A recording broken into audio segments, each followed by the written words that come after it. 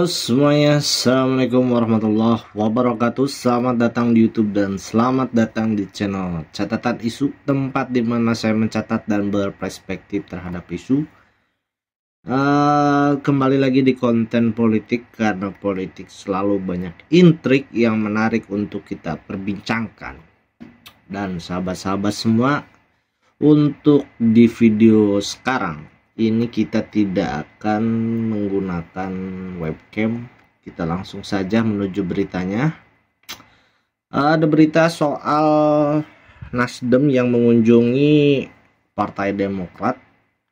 Jadi tadi pagi beritanya itu sudah pada bermunculan, termasuk dari wartaekonomi.co.id. Semua mohon siap-siap, deklarasi koalisi perubahan pengusung Anies Baswedan bakal terjawab hari ini. Nah, kita baca beritanya. Koordinator juru bicara DPP Demokrat, Herzaki Mahendra Putra, membeberkan topik yang akan dibahas dalam pertemuan Ketua Umum Nasdem Surya Paloh dengan Ketua Umum Partai Demokrat AHY.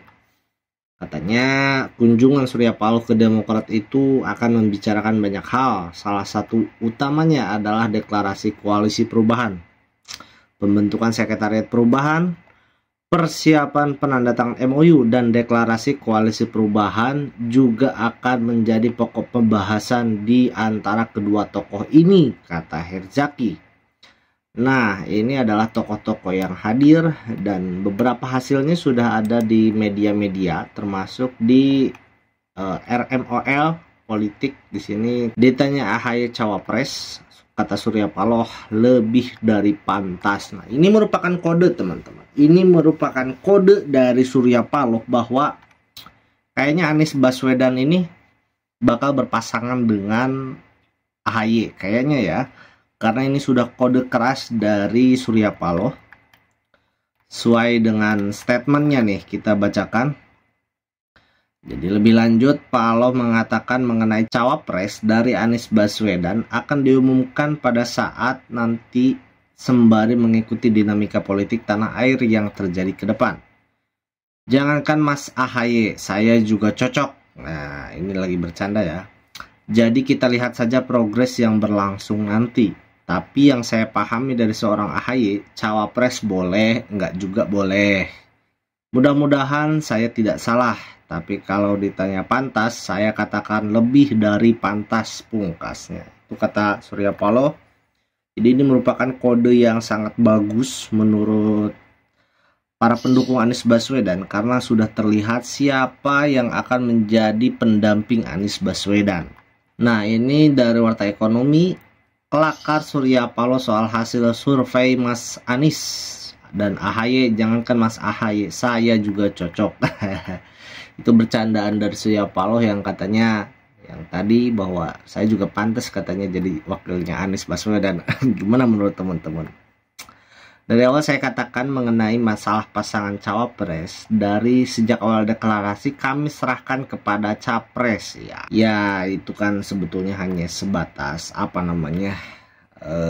citra politik di masyarakat ya. Pada realitanya saya yakin persoalan cawapres ini masih kuat di tangan Surya Paloh. Lalu selanjutnya, di samping itu Surya Paloh juga menilai bahwa AHY memiliki kapasitas yang baik untuk dipasangkan dengan Anies Baswedan. Dia menyebut sosok AHY lebih dari sekedar pantas untuk mendampingi Anies Baswedan.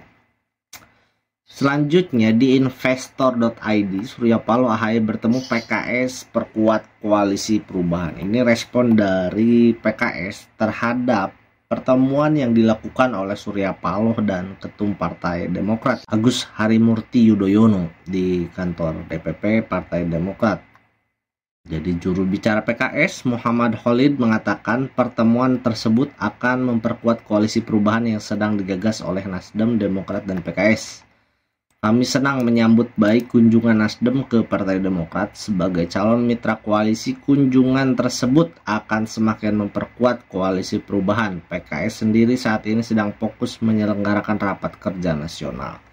Jadi menurut infonya juga di dalam Rakernas PKS itu akan digelar deklarasi dukungan terhadap Anies Baswedan. Jadi kalau misalkan PKS itu sudah fix menyatakan dukungan kepada Anies Baswedan, saya rasa berarti semua partai sudah menyatakan secara kepartaian mendukung Anies Baswedan. Tapi yang jadi pertanyaan adalah kenapa partai-partai ini yang sudah menyatakan dukungan kepada Anies Baswedan tidak membuat deklarasi koalisi? Itu pertanyaan terbesarnya, sehingga banyak memunculkan perspektif-perspektif liar di luaran, termasuk dari Julvan Lindan ini pendukung Anies bukan koalisi perubahan tapi koalisi berubah-ubah. Julvan Lindan kalau nggak salah, Julvan Lindan juga termasuk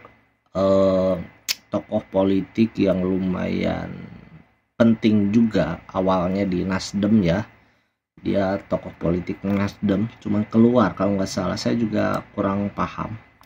Jadi kita baca mungkin responnya ya.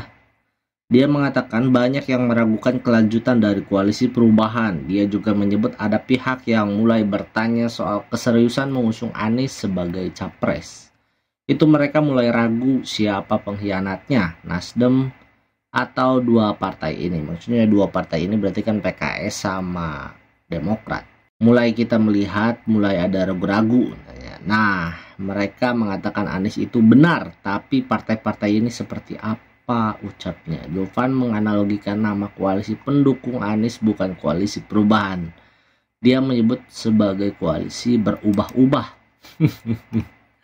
Nih yang terakhir nih buat teman-teman, koalisi perubahan tak kunjung deklarasi mimpi Anies maju capres 2024 sirna.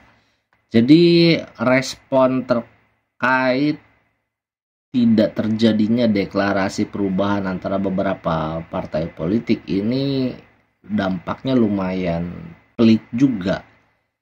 Respon atau kritik terhadap kejadian tersebut ini semakin banyak kepada koalisi perubahan, termasuk dari Ujang Komarudin, Direktur Eksekutif Indonesia Political Review.